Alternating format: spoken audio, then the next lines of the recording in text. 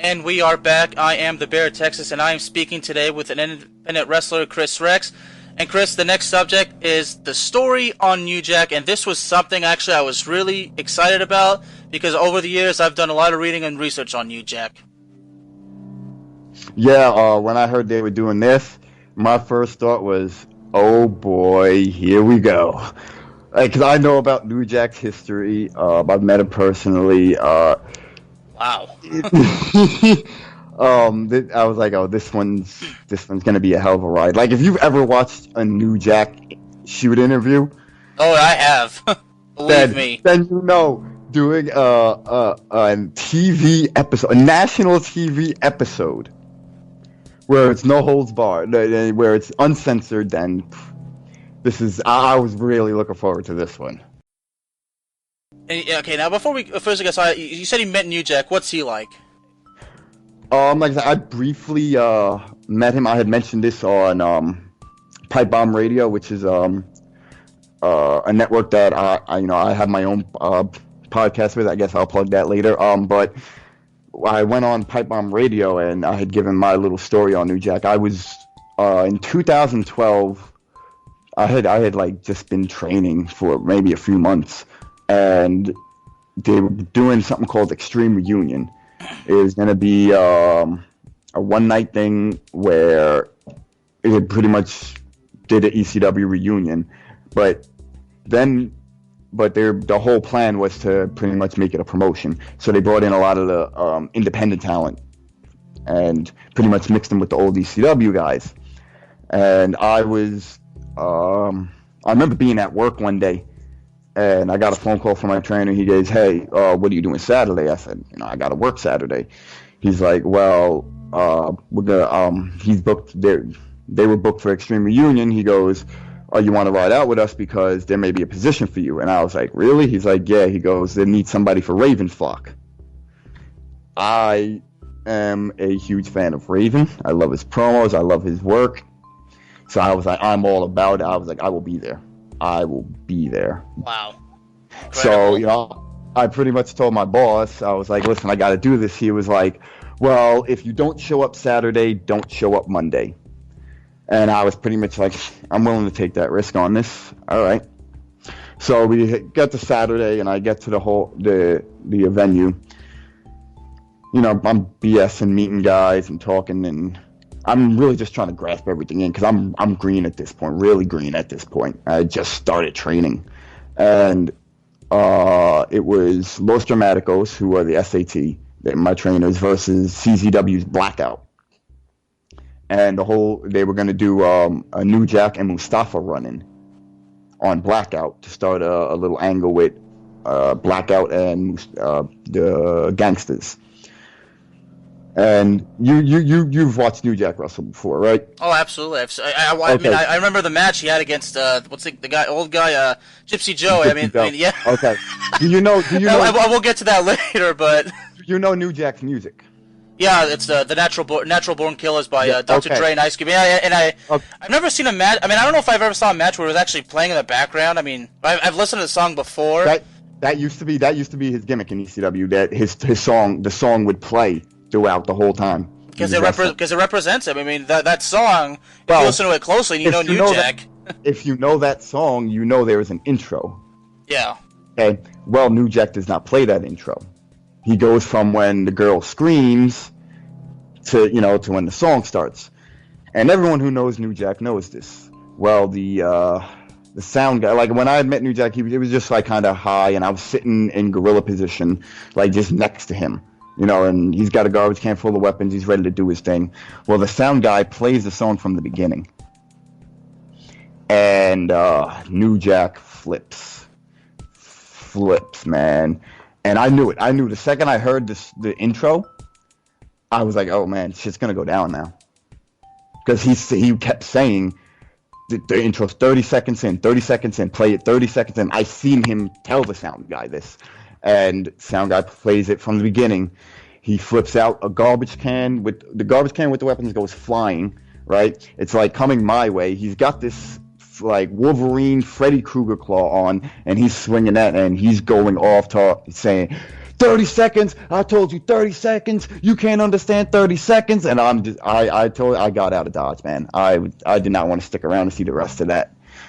I mean, New Jack's just one of those dudes. I mean, he'll give you simple instructions. If you don't listen or if you screw up, I mean, he pisses him off. Well, and I'm sure that's going to be a recurring theme for in this episode. All right. So as we start the whole thing with New Jack, his time, starting out with Smoky Mountain Wrestling, but understand, man, he must have had to say he had a harsh childhood is so much of an understatement, because that's something I learned about him. I mean, what we saw, what his dad did, I mean, man, it's understandable how New Jack really has all these demons, and now, and he explains why, now y'all know what I do when I flip out. It's because I think he just has those haunted memories of his dad, and I feel bad. I really feel bad for New Jack. I mean, if I meet him, I would say, like, I'm so sorry for what happened to you as a kid, man. It makes me feel bad.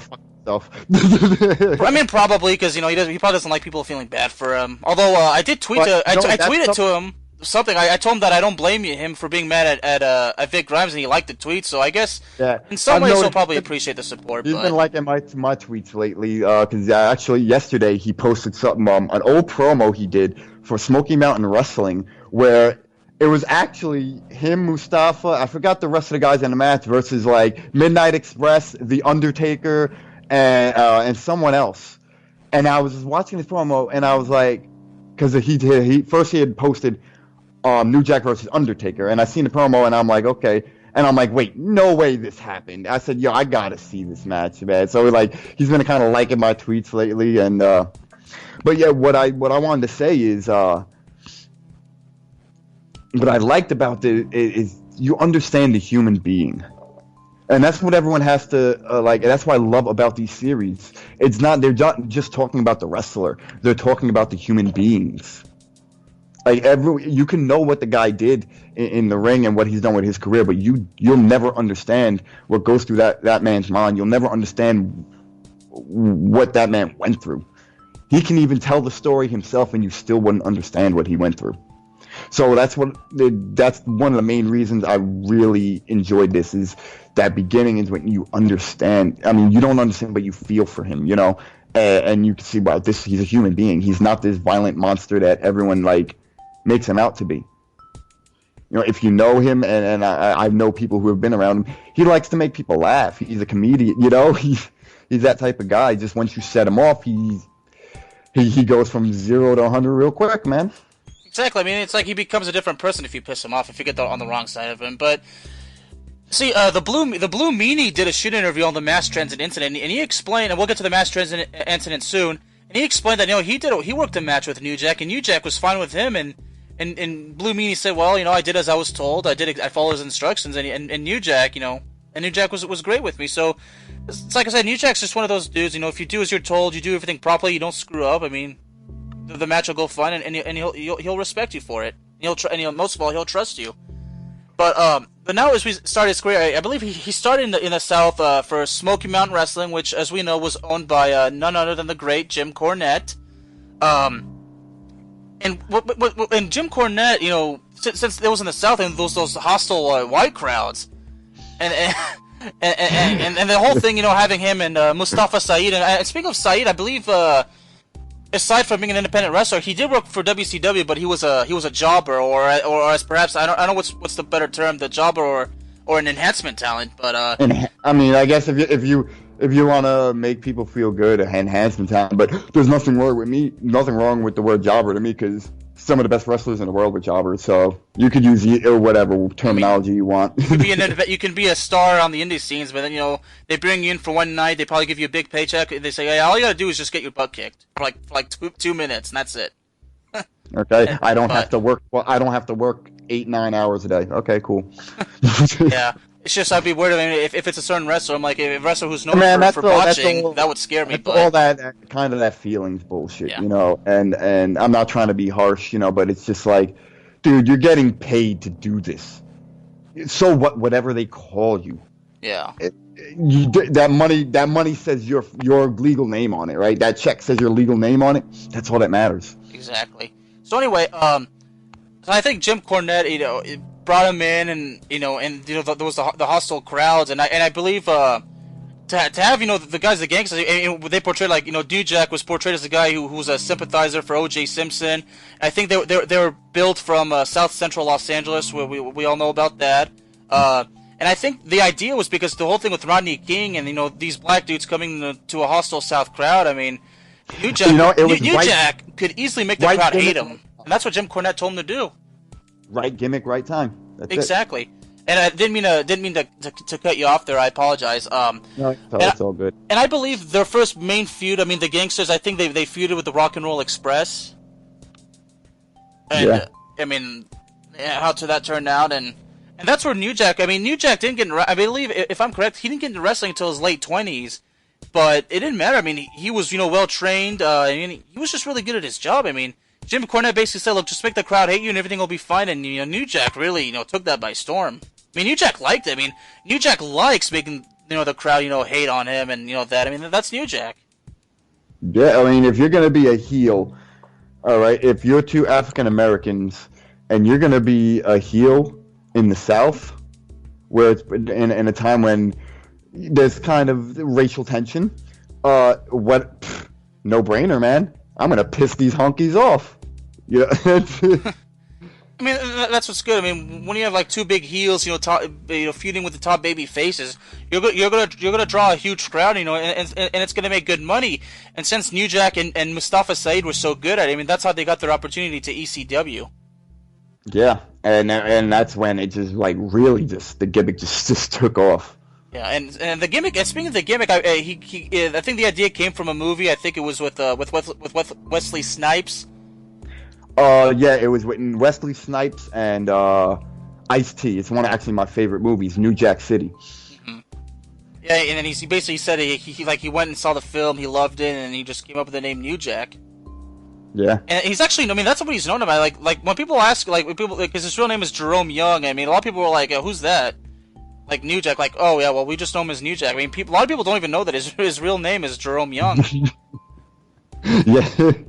Yeah. But that's what happens with wrestling. Like, you get known by the name you go by publicly. I mean, that's why a lot of wrestlers will file trademarks on their names, like Brody Lee in AEW, for example. I mean, I read that once he left WWE, he filed a trademark for that name because Brody Lee is his independent name. That's what he was known by, yeah. Hey, this is Darren of the Playmakers. I just want to take a moment to thank you guys for listening to us at the Playmakers podcast. Just to let you know, if you're listening to us on iTunes, Apple Podcasts, why don't you go ahead and leave us a review. Tell us what you think of the episodes that you listen to, what you think of the podcast in general. If you listen to, Anchor, Spotify, Google Podcasts, iHeartRadio, Radio Public, Castbox, or any other platforms that we're on, follow us. Download the episodes, let us know any kind of way that you want to let us know, whether it's on our Facebook page, the Playmakers Podcast, or on our Twitter page at Playmakers Stuff. Just let us know, because we enjoy interacting with you guys and we want to show our appreciation. So follow us, like us, let us know how we're doing. And thank you for listening to the Playmakers Podcast.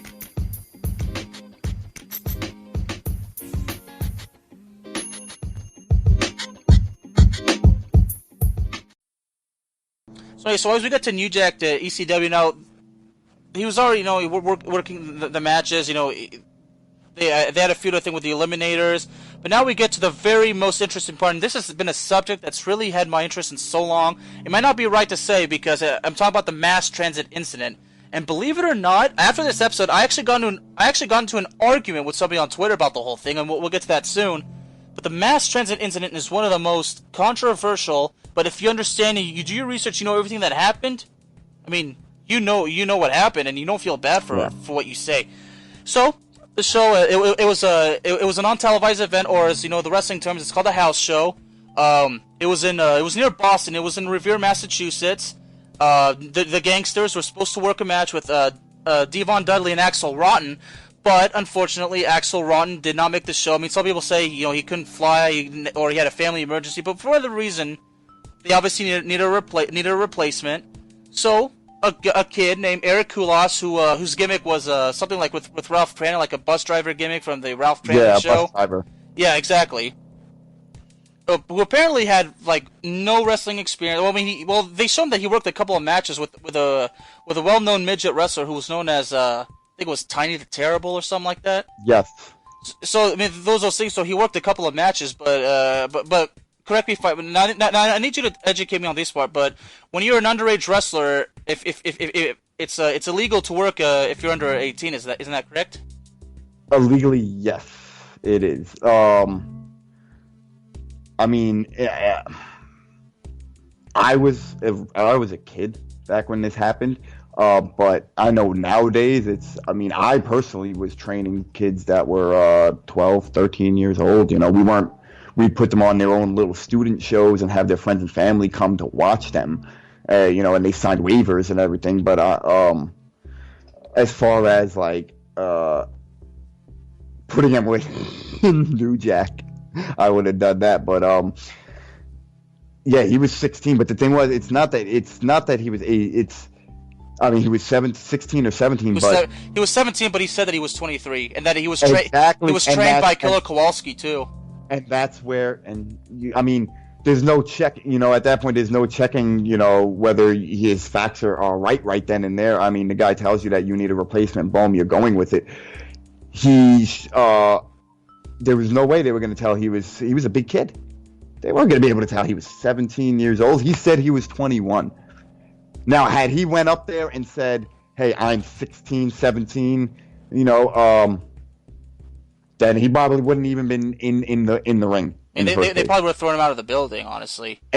Exactly. So, on that part, as far as it being legal, no, it's not legal, but he also lied. You know, he lied about his experience, and he said that he was trained by Killer Kowalski.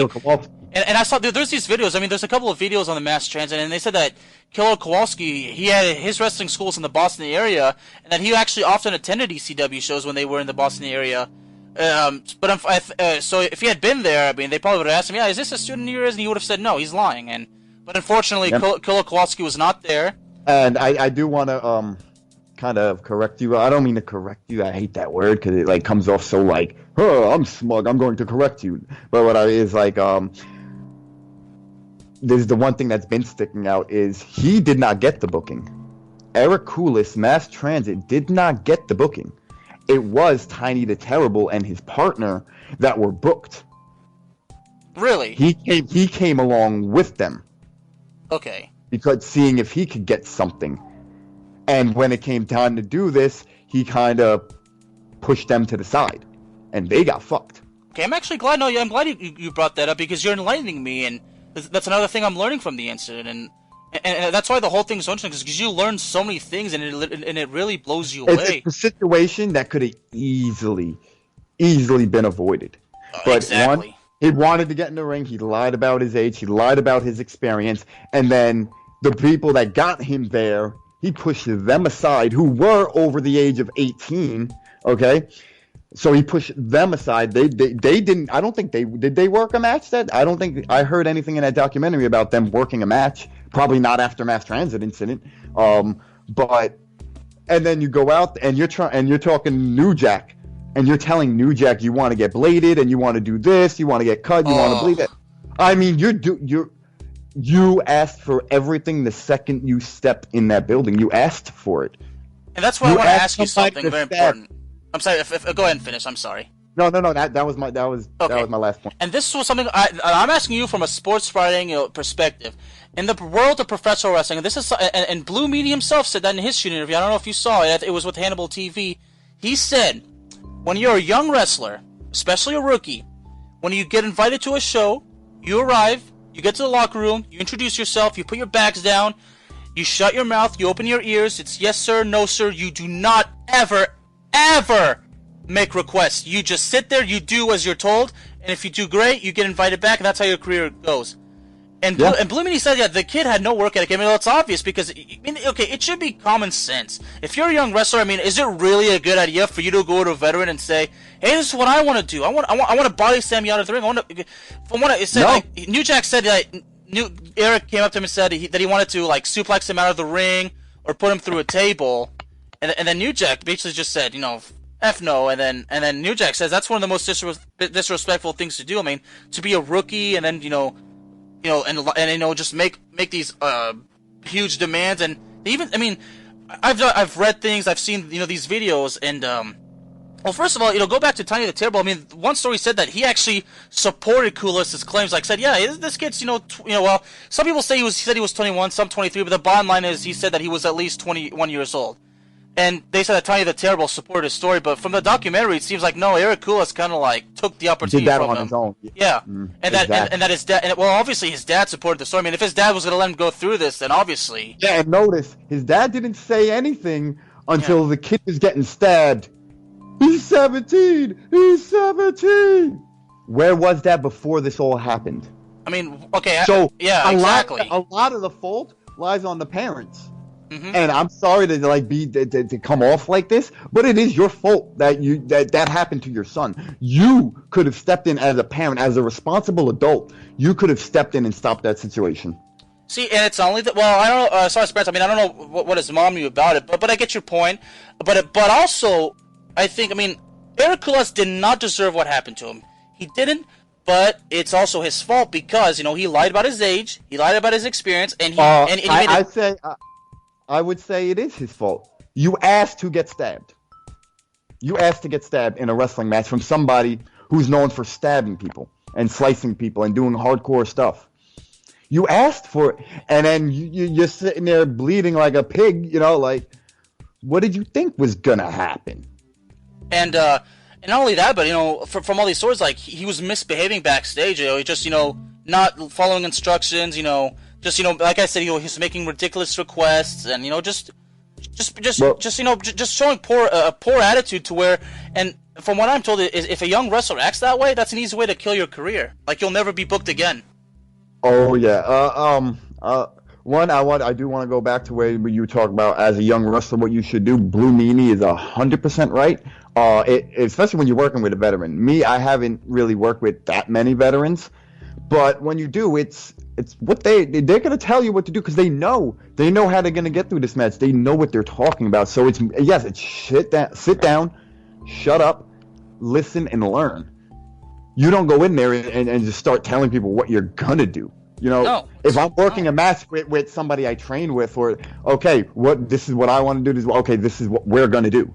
Okay, but it's even when you're planning a match with someone, it's never unless you're the veteran. This is what we're gonna do, or this is what do you mind if we do this? What are you thinking? It's never. It's you don't go up to a veteran and do that, and that's just Pro Wrestling 101, man. See, and that's the what Blue Meanie said. The kid had no work ethic.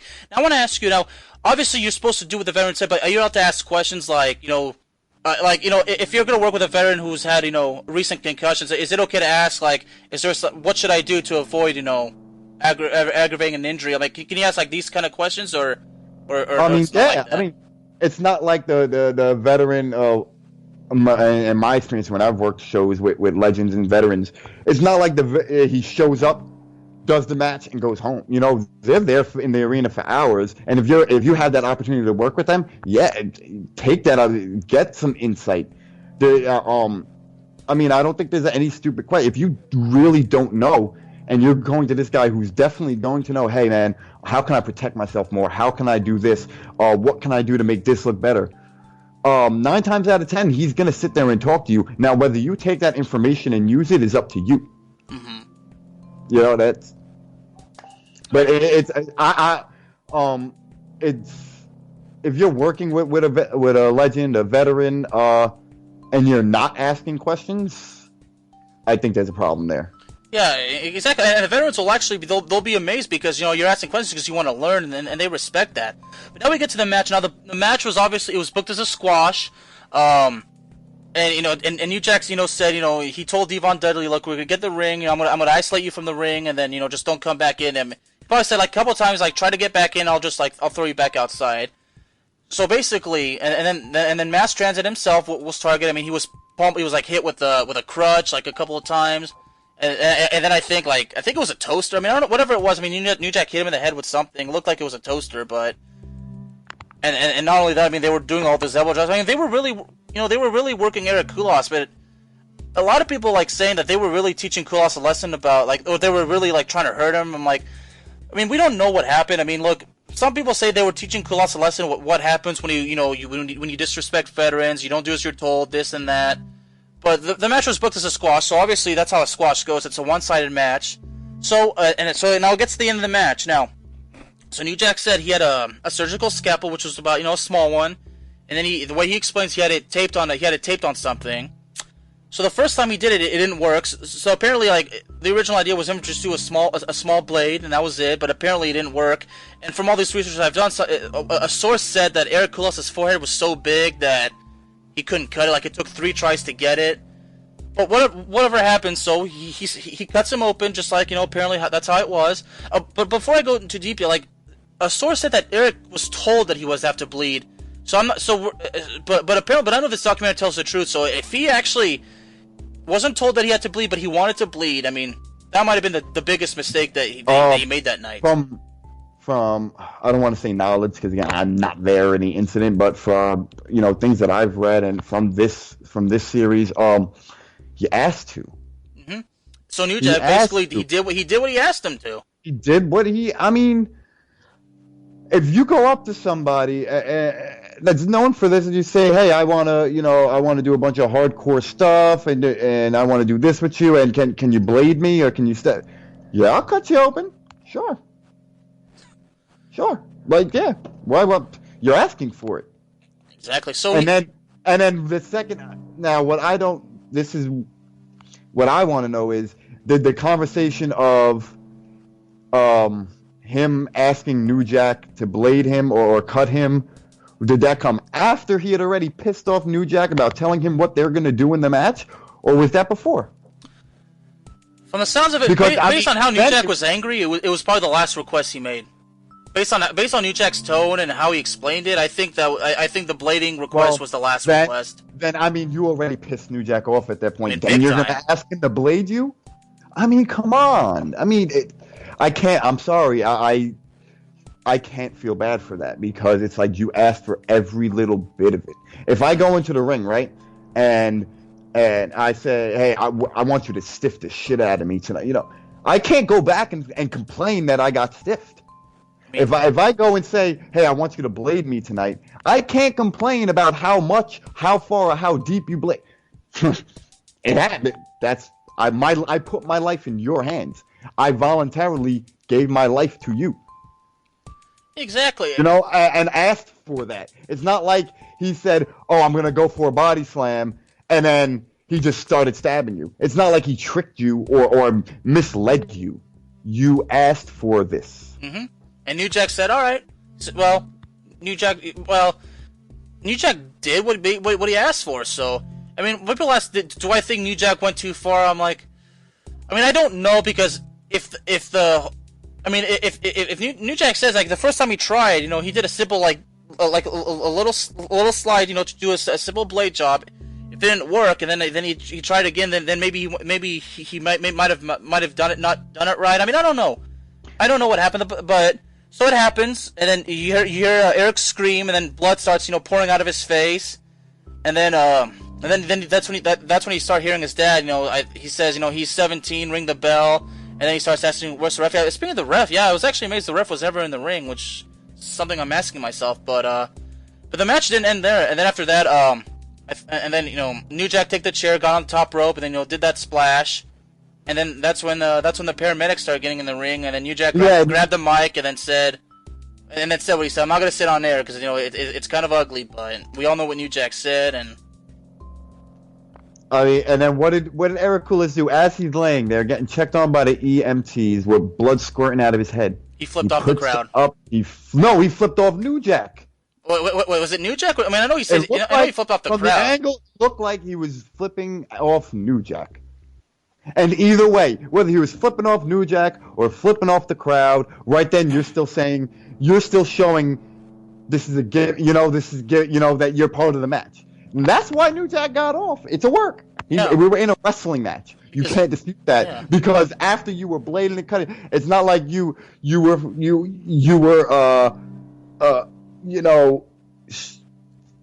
really showing that, and I'm not going to say he was in pain. Obviously, he was in pain. But you threw your middle fingers up like Stone Cold would. Stone Cold wasn't, Stone Cold back around this time, I don't think. But you did what Stone Cold would have done to Vince McMahon after a match. You know what I mean? Mm-hmm. Who's to dispute whether that was real or not, Well, they said that he was doing that because he wanted to go down as a heel. Well, then again, then it's a story. Yeah. Then you did a regular wrestling match with weapons and you did a death match, and you trying to continue the story, or you're trying to go out as a big heel.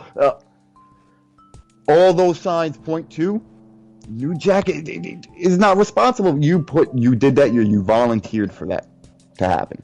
That's what New Jack's attorney said. The kid knew what he was getting into, and he was prepared for it. And that's how it is. So now now at the end of the match, one of the two guys who did security that day, obviously Eric's father was pissed off, and he tried to get in the locker room, and he says, "Yeah, I wouldn't let him in." He goes to New Jack, then throws a racial slur at him and says, "You stabbed my son, this and that." And then New Jack, the goes to a part where New Jack said, what he would have done, but the bottom line is, folks, and we mean no disrespect at all. Eric knew what he did. He took unnecessary risks. He did things like he wasn't supposed to, and then it happened. Now, did he deserve to be cut like that and this happened? No, he did not deserve it. But he has nobody to blame but himself. Because if you're an aspiring wrestler and you take wrestling seriously, off the top of your head you never misbehave unprofessionally backstage, especially on your first night. You don't make ridiculous requests with veterans. You don't go to wrestlers and say, as Blue Media described it, he goes, "Hey, this is what I want to do," this and that. And honestly, and I don't know much and about blading. If he was trained by Killer Kowalski, he would have known all that before he stepped in that venue. Oh, exactly, because Killer Kowalski is one of the biggest wrestling legends ever. So the bottom line is, folks, what happened, and Eric deserves the blame. And this is what I got in an argument on Twitter about, because people were saying, Eric didn't deserve it. I'm like, well, I never said he deserved it. I'm just saying that, it's his fault that it happened. I mean, I understand his life. Like, his life went into a downward spiral. Should it have happened? No. Would I pull out a knife? And do I do death matches? Would I do hardcore matches? No, that's not my forte. Would I do that? No. But at the same time, you didn't have to do that. Mm-hmm. You didn't have to do that. And it starts, and it all started because as you mentioned, it was the two midget wrestlers who were supposed to be part of the show, but Kulas, obviously, he wanted to, he wanted an opportunity of his own, so. And and I think some people are missing the point on this. New Jack still took care of the midget. Yeah. He did. He got him a gig. The guy wound up going doing a gig in WWE. So it's like okay, the guy that was, and I kind of feel that it's like the guy that was originally supposed to do this, he got fucked out of it. This whole controversy happened of it, but you know what? He still got taken care of. I think because New Jack knew, but all these wrestlers knew what the I think they knew what the wrestling card was. Well, I don't know. It was already a tag team match with him with Devon Dudley and Axel, so I don't know what the situation was with the midget wrestlers. So maybe at first it was going to turn into. I don't know if it was going to be Devon and the two midgets versus the gangsters, but the bottom line is the two midgets had their opportunity taken away from them. Especially Tiny the Terrible, but New Jack took care of them. And New Jack said, like, yeah, if you help me, with this court case, I'll take care of you. And then, the whole court case, it's real interesting. All these wrestlers testified, about Akulis' backstage behavior, and then it came to the point where, where Paul Heyman got on the witness stand, and I think the New Jack's defense attorney said, what did Kulas' father say to New Jack backstage? And then Paul Heyman was like, he called him this. And then New Jack, mentioned, the kind of jury he had, and that's when everything went into his favor. Yeah. So the second that happened, which I give New Jack and Paul Heyman credit on that one. I do, but it was part of the match. You asked for it, so. What are you gonna do? And then if you see, which we're going to get to. If you see, there's a pattern of this whole wrestler going up and either not wanting to do what's supposed to be done, or them wanting to do things and pretty much going about things the wrong way.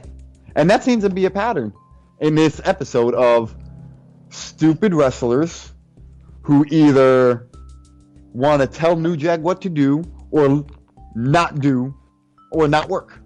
Or put themselves in harm's way and not care.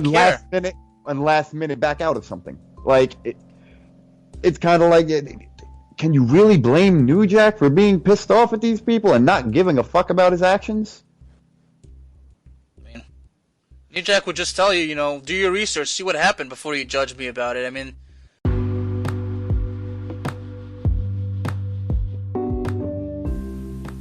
Have you ever thought about starting your own podcast?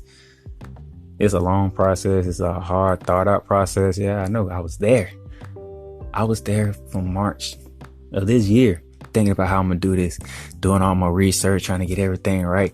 What platforms can we use and how we going to record it and how we going to make it sound good and make it all this happen. And then I came upon Anchor. The Anchor app on my phone, the easiest choice I could ever make to do a podcast.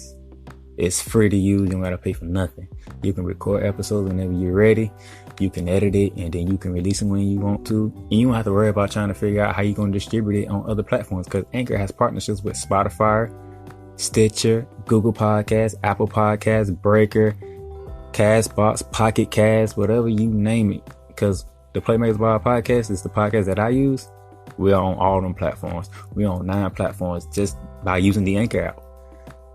So pretty much all the questions that you have questions about doing a podcast, go to the Anchor app or go to the Anchor website, anchor.fm.com, and just search through it, ask questions. Because I tell you, a free app that does all this, there's nothing more you can ask for. I even got friends, they doing their podcast on the Anchor app. Faith Talk, you might have heard of it because it's very good. And it's great that it's an app like this, it's a website like this that makes it easier for people to do podcasts and do what they love best, talking about the things that they love to talk about. So give Anchor a try, see how much you like it. We'll love to hear your podcast.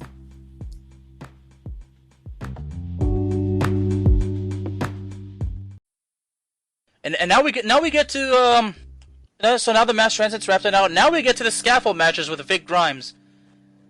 That's really, really interesting. So the first scaffold match, the scaffold was, well, I think this one was like 20 feet high. I mean, I'm not sure. So part of the match was planned. I mean, they were supposed to fight their way to the top. And I think they were both supposed to fall, or I don't know if New Jack was supposed to throw him off or whatever. I think they were supposed to go off together, I believe. Okay, I think so, yeah. And then go through a bunch of tables. So they get there. Well, no, not go through a table on the bottom. Yeah. But last minute, with Vic Grimes is backing out. Yeah, he got cold feet. Yeah, he's like, I can't do this. It's too high. And New Jack says, look, because New Jack said they were on pay-per-view. I mean, when you're on pay-per-view, yeah, you cannot screw up, because one screw up will mess up the ratings and money will be lost. So you're already up there. You're already up there, yeah. You're already dedicated to that spot, and then right before you go out, you're gonna get the chills. That's how people get hurt, obviously. Yeah. That's how people get hurt. If I had gotten scared, I would have just asked New Jack to just grab me and pull me, and then he would have said, okay, cool. So New Jack said... There's no reason why he couldn't have went up to New Jack any time before that and said, yo, let's not do that spot. Yeah, I mean, it was already a done deal. Like, once you step in the ring, I mean, whatever's on the script, you gotta follow through. It's just that simple. I mean, I'm not a professional wrestler myself, but this is what I understand. Like, when a script is done, you gotta follow through, because if you don't, not only do you mess up the show, but I mean, you mess up your career, and you mess up your opponent's career too. I mean, sometimes you have to work on the fly, and you do have to change the script, as they say. But when you are on a scaffold, okay, there's really no other options there of getting down without losing the fans. What, are you going to get up there and then be like, oh, no, we're going to climb down now? No. No, you'll ruin the show. Screw them. Yes. So, I mean, you're dedicated at that point. Yeah. So anyway, so New Jack grabs him. They fall. Now they go through the table, which was part of the thing, but it was botched because New Jack, landed first, and Vic Grimes landed on his head, cracked his skull, caused a serious injury. I mean, New Jack lost sight in that eye, and that's not what. I mean, New Jack was already pissed off. So anyway, a year later, they have the rematch, and I think this time it was a 40-foot scaffold. It was even higher. And before the match, New Jack says he went to a pawn shop and then he bought a taser, but apparently before the match, Vic Grimes finally goes to New Jack and says, "I'm sorry," and New Jack was already pissed off, and the Sandman who's a big part of this episode, and he says that New Jack told him what he was gonna do, and then Vic Grimes all of a sudden says, "Hey man, I'm sorry." I think that apology just like that pissed off New Jack even more because he waits a year and then he waits till right before the match to say, "I'm sorry." I'm like, it's too late, dude. So anyway, the match goes on. They climb up on top. And then he pulls out the taser, starts tasing him, and then Vic Grimes says that he can't feel his legs. He says, "Don't worry, I got you," and then just throws him off. And Vic Grimes lands on the rope and then falls into the ring. But what's so scary about this, folks, is that New Jack said, I mean, the plan was for him to throw him off and for him to land on the floor. If that had happened, Vic Grimes would have been killed. Mm-hmm. Yeah. So. I mean, I find it. I probably shouldn't laugh, but I found this whole thing funny when Sam is like, "Yeah, he told me he had a taser," and it's like, "Oh, I mean, yeah, that's your boy, But if my boy came up to me and was like, "Hey, I'm gonna get my revenge on this fucking dude for almost killing me," honestly, God, honest truth, all right, my mouth is shut. I don't know nothing. I don't know nothing. Yeah. I don't know nothing. Do I agree? Do I agree? Not that New Jack nor anyone should give a fuck about my opinion, but do I agree that I think the taser wasn't needed, but hey, that's New Jack. He did what he felt he had to do. As the promoter, you don't think that something's gonna go on in this match? You don't have a slight clue that something is going to happen that's not supposed to happen?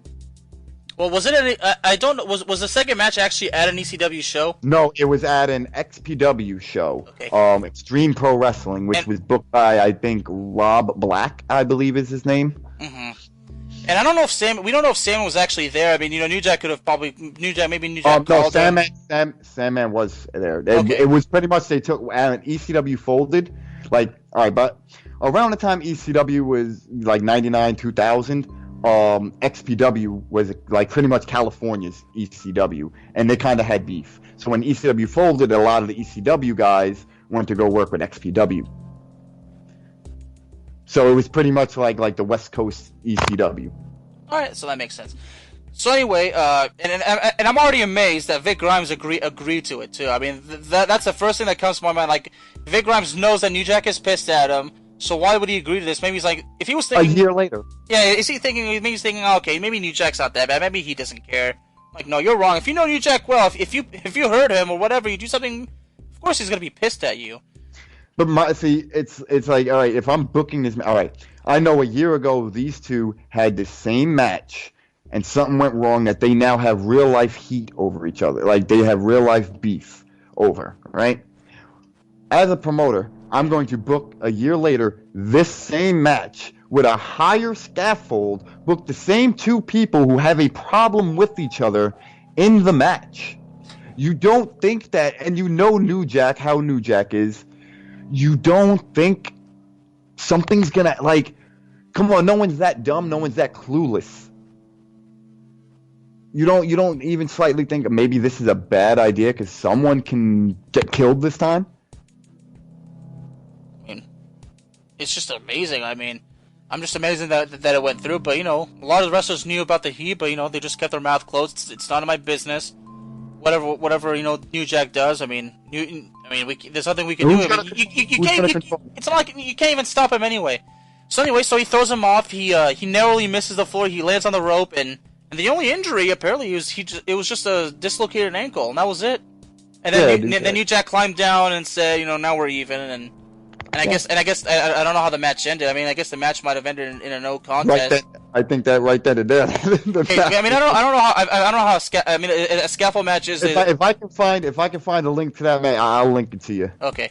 I mean, I don't know much about a scaffold. I mean, is it like the winner? The loser is the one who falls off or is thrown out? But anyway, so that I think at that point it was more like, because if you notice in the XPW scaffold match, there was a bunch of tables. Yeah. He hit one table and bounced. I don't think he bounced off the rope. I believe there was a stack of tables, and he bounced off of one table, then hit the rope. Then hit the rope. Yeah, yeah, you're right. But overall, it's just he was crazy, supposed to hit the floor, but he didn't. You have all those tables, and you bounce off of one. Yeah, like that. Like those tables could have broken his fall. Yeah. He bounced off of one. Like that was so scary to watch. Like whoa. Whew. But all Vic Grimes got was a dislocated ankle. So now we're done with TCW. Now we get to something really interesting. New Jack, a current hardcore legend, versus a dude named Gypsy Joe, who's been wrestling, who's a regional wrestler for over 50 years. And okay, I mean, wait, wasn't there one more before this? Well, you talking about the match, the stabbing match, with the kid. That walked away from New Jack while they were playing. Oh, you know what? Oh man, glad you brought this up. Now, this actually made me mad because it's racist. What happened? You see, folks, and now we're done with the Vic Grimes. Like New Jack, a kid came up to him and asked him to shake his hand, and New Jack, obliged, because he has fans, and then the kid, and then he says the kid grabbed and rubbed his hand on his arm and then looked at his hand. Okay. Yeah, because the kid's father told him that if he got close to a black person, then he would then he would become black. It would rub off on him. But that actually wasn't the story I was thinking of. But I'm glad you brought that up because. Well, I mean that story itself. I mean, it really pissed me off. I mean, it's racist. It was redheaded. It was at an indie show.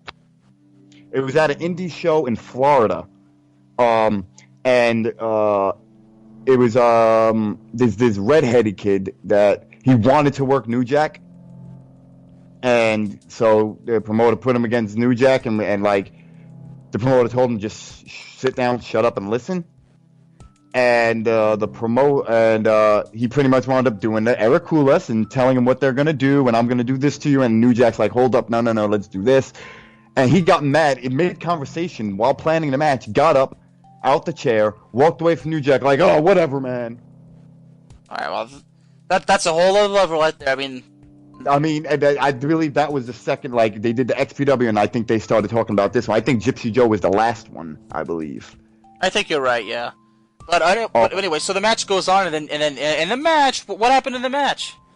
So in the match, the kid gets in the match. They go to lock up, and the kid pushes New Jack into the corner and starts punching him dead in the nose. Like stiff, like in a stiff shot. Yeah. Oh, like a legit punching him in the nose. And the funny thing is New Jack gets on the cat when they go to him talking. He goes, I mean, my nose is already big. I don't need somebody pumping that up anymore, So it's kind of like this kid not only just pissed New Jack off before by walking up mid-conversation and walking out and, like, getting pissed off and throwing a tantrum. You're stiffing him right now in the beginning of the match. So New Jack had his Wolverine claws, but one of them broke off. So he's had that in his pocket. He just stuck it in his pocket. This kid kept punching him in the face. New Jack grabs the headlock and he's like, you sure you want to do this? You sure you want to do this? And the kid's still fucking being stiff and not working with New Jack. So New Jack stabbed him 9 times in the head. Damn. And then New Jack, got arrested for it, and then the kid visited him in jail while I think New Jack was awaiting trial, and he said, I'll drop the charges. I'll drop if you take me on the road with you. If you take me on the road with you, and then we turn this into an angle. Yeah. So I guess New Jack agreed, but But then New Jack disappeared. Yeah, he said after that, and once he got out of jail and the charges were dropped, he left Florida. Mm-hmm. And I was like, I laughed at that. I was like, I mean, it's like, funny when you think about it. Did the kid really think that New Jack was gonna do this? Was gonna be like, yeah, you just offered to drop the charges for nothing. There's no legal contract that says you guys are gonna do this to drop the charges. He can do whatever the fuck he wants at that point. You drop the charges, he's gone. Did this kid really think New Jack was gonna take him on the road and turn this into an angle? No. I mean, he got a get out of jail free card. Exactly, and I really don't think New Jack would want to work with him based on his behavior last time. You really think New Jack's gonna waste his time with an idiot like that?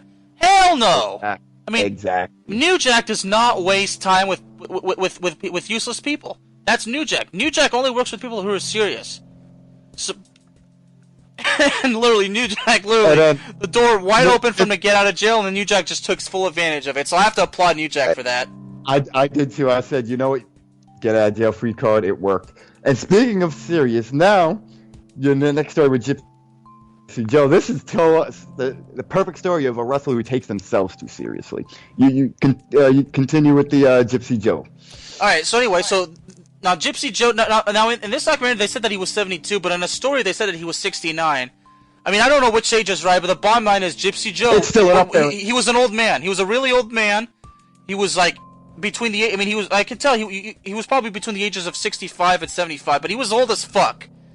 So anyway, I think it was a show. I think it was in Tennessee or in North Carolina. It was in the South because Gypsy Joe again was a star in the southern independent scene.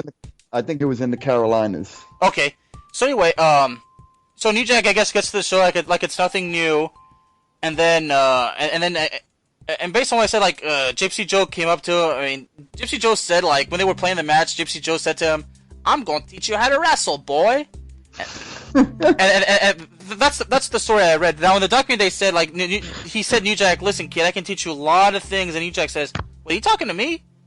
Because so apparently so they didn't know each other at all, and in the story like and knowing based on my research on Gypsy Joe, he's a guy that no sells moves. Now folks, what no sell means is when you get like punched, you don't pretend like like you don't go down or you don't sell the move. Like that's what he was doing. He was not using the art of choreography. Like Gypsy Joe really fought for real. Like he didn't believe. I don't think he believes in kayfabe or whatever. I mean, I don't know. But anyway, so at first New Jack said, the promoter said, we want to do a comedy match, but he says, well, I don't do comedy matches. I only do hardcore. So I guess they changed it. But anyway, so apparently there were already backstage tensions between the two because in the story I read, Gypsy Joe claims New Jack didn't show any respect, while New Jack claims that Gypsy Joe told him, I was hardcore before hardcore was even invented, and that's an insult to New Jack. But whatever the tensions were backstage, I mean, things were already going bad because the crowd was hostile. From the story, like somebody called New Jack, a racial slur, but although security took that fan out, and the fans were already like the fans kept throwing racial slurs at him, telling him go home, get out of here.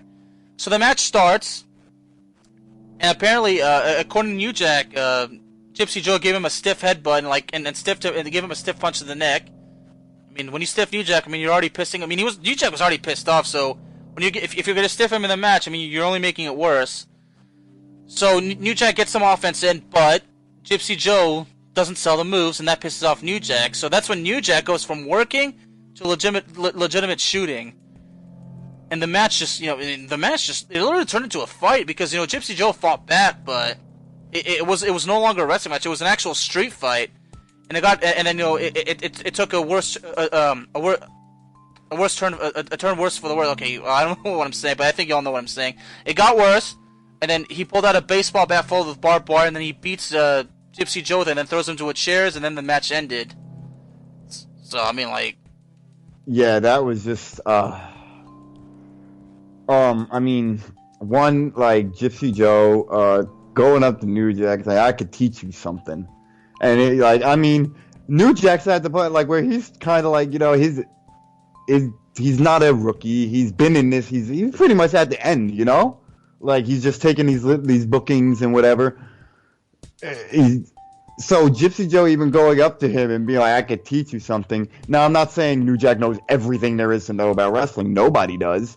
But at the same time, it's like, give the man a little respect. Like, he's paid as he's kind of on that level to where he could just work a show, make his money, and go home, you know?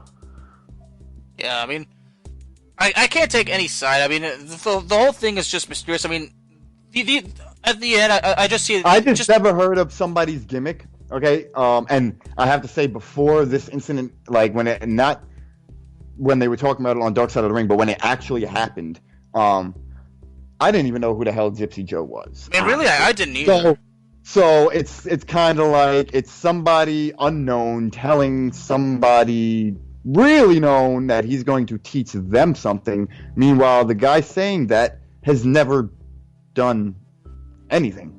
I mean, not that I know of anything of relevance. So, but that was just like my whole thing. Is like I didn't know who he was before this, so I guess he got popular because of this now. You know, like. I mean, the whole match. I mean, the minute those two had the minute those two had disagreements backstage or didn't get on the same page, I would have known, you know, those guys are not gonna. The match is not gonna go well, and it didn't take long for the match to go from a work to a legitimate shoot. And I mean, the match ended in a no contest because from the story says the promoter had to come out and end the match because the match got so violent, and New Jack was told to leave immediately. Yeah, and I'm sorry, I've never heard of a wrestler whose gimmick is that he does not sell anything. It's because Gypsy Joe was regarded as a tough guy, like a guy who was tough to take down. I'm sorry, if you know Gypsy Joe, and I'm sorry, I'm 29 years old, I don't know who the F Gypsy Joe is, okay? So, he's a tough guy that 90% of the wrestling community does not know. So again, I've never heard of any wrestler that, or any wrestler that's relevant that, hey, my gimmick is that I don't sell. If somebody came up to me and said, hey, my gimmick is that I don't sell, then what is the point? Why am I working you? That if my gimmick is that your gimmick is that you don't sell, so it's more like I'm gonna do things to you that you're just gonna blow off, and I get no type of reaction for that, and then you can do everything you want to me. That's what you're telling me, is that you want to beat me up, but I can't do my part. You know, like, no, like, something that's not right, and I think that is just a bullshit excuse. All right, I'm a tough man. My gimmick is that I don't sell anything. Then why the hell are you working with New Jack? Exactly, it does make sense, and I agree with you. I had never ever heard of Gypsy Joe until reading this story.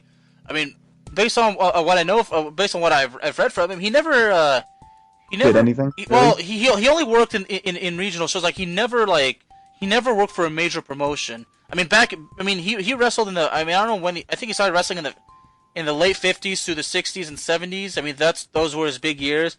I mean, there was I don't know about the big promotions back then. I mean, I know there was AWA and the NWA or all these other wrestling promotions, but he was a guy that he was a star, but he only worked in regional promotions. He never went anywhere big, but he was a star. But he was well known on the indie scene. I know Barry Horowitz, and I don't know Gypsy Joe. Bam! That should just say it right there. I know WCW Randy Hogan, but I don't know Gypsy Joe. So that should just say the relevancy. Jobbers from WCW stick out in my mind more than Gypsy Joe. Yeah.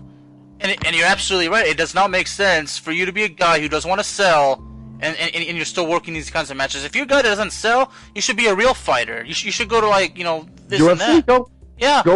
Go be a 70-year-old UFC fighter. Yeah. But, I understand where New Jack was coming from, though. You can't be a tough, and that's the thing. You can't be a tough guy in UFC. You can't play tough guy in UFC. No, in wrestling, he can get away with that. He can get away because it's a work, I can be whoever I want to be. But you try that on somebody real, So that's why I'm like, your gimmick is just an excuse for you to not have to work with somebody. That's it. Yeah, doesn't make sense at all. Well, folks, that wraps it up for today. Kris, it was such an honor to speak with you. I look forward to having you as a guest again. And good luck to you. And, well, like I said, I'm just so excited. I can't wait to speak to you again. So I'll talk to you later. Thank you, Alex. And for those, if you want to follow me on Twitter, Instagram, Facebook, it's at Rex Wrestles, REXWRESTLES. And you can catch me on Pipe Bomb Radio with Motley Mondays every Monday at 5:30 p.m. We're bringing the best of glam rock. I'm going to be setting up some interviews.